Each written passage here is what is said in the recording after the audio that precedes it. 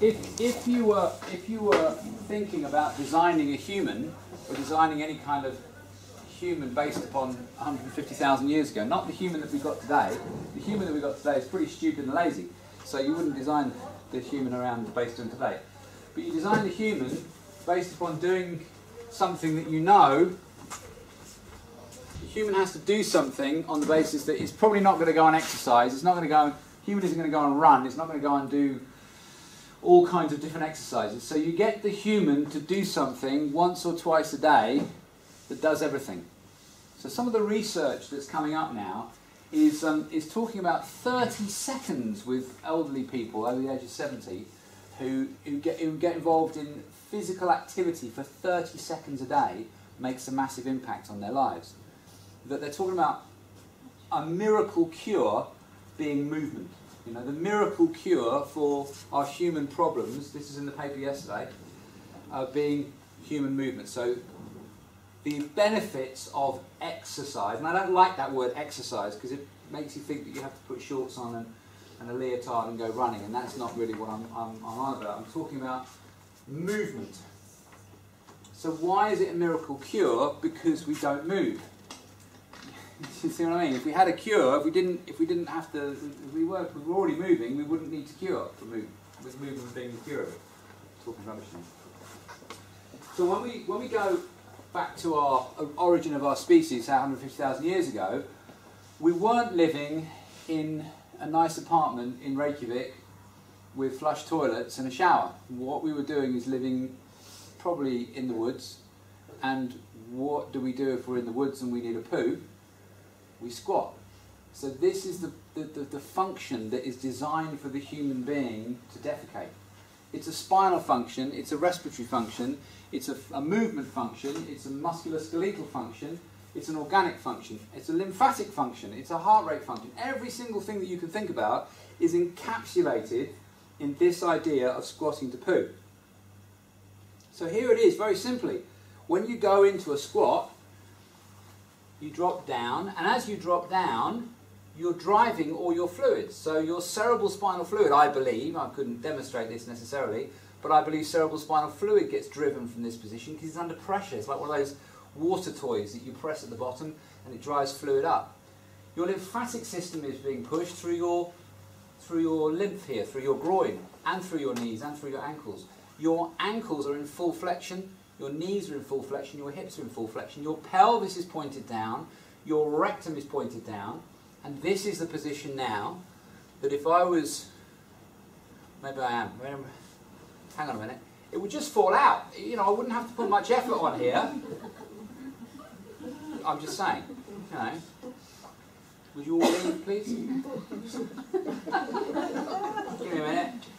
So in this position, I've had lunch, what the hell? In this position, it's natural. I haven't got to strain and push and force. My intra-abdominal pressure is neutralised. I haven't got to force my viscera, my diaphragm down and put pressure onto my rectum or my anus to push my feces out. My rectum is pointing down the right position.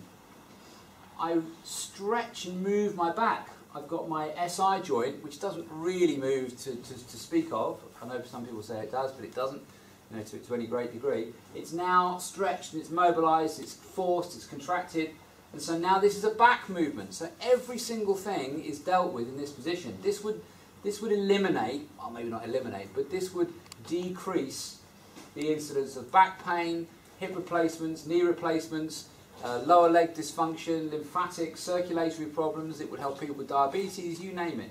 It would probably deal with things like diverticulitis, Crohn's disease. It would probably decrease our problems that we have with our digestive. It would possibly help with our respiratory function because, again, we're breathing in a better position.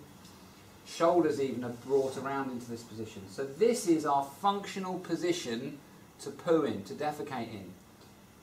And so, you know, if you believe in the construct of God making man, then she made this man and she went, well, there we go, brilliant. It's a perfect design because man is going to be a lazy son of a bitch.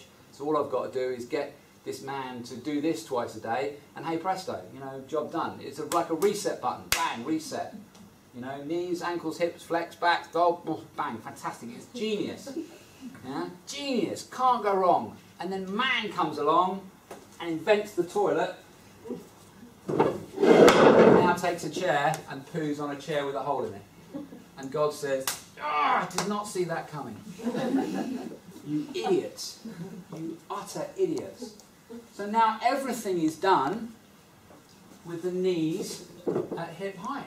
We never take our hips below the line of our knees. We get out of bed at this height. Okay? Get into the car, get out of the car, sit on the sofa, do everything all day, every day at this height. And then we wonder why our hips are stiff. If our hips are stiff, our pelvis isn't moving. If our pelvis isn't moving, our back and our sacrum isn't moving. We're going to end up with back pain. We're going to end up with ossification of these supraspinous ligaments that are under the spine. So, I'm not necessarily levitating? I'm not necessarily advocating that you dig a hole in your back garden. I think the neighbours might be a bit upset. And the weather. And the, yeah, there is that. Given the weather I've just experienced out there, I haven't got a face anymore. I'm just going out in the garden to have a poo. It's not a good idea. I'm not suggesting you do that, but what I am suggesting you do is that you engage in a squat. You know, we all talk about this core stability, whatever that means, I don't know what that means, but squatting will give it to you. The rising in and out of a squat, I believe, will drive things like cerebral spinal fluid. So it's a massively important function that we don't do anymore, and as a result, I think a lot of our ailments that we have in our Western society and our civilization are maybe not as a direct result of it, but certainly as a combination. You know, we don't move, and that's part of our movement. If we did do that every day, I think we would certainly have a lot more movement. All right, so that's the new Poo Speech. Okay. Yeah.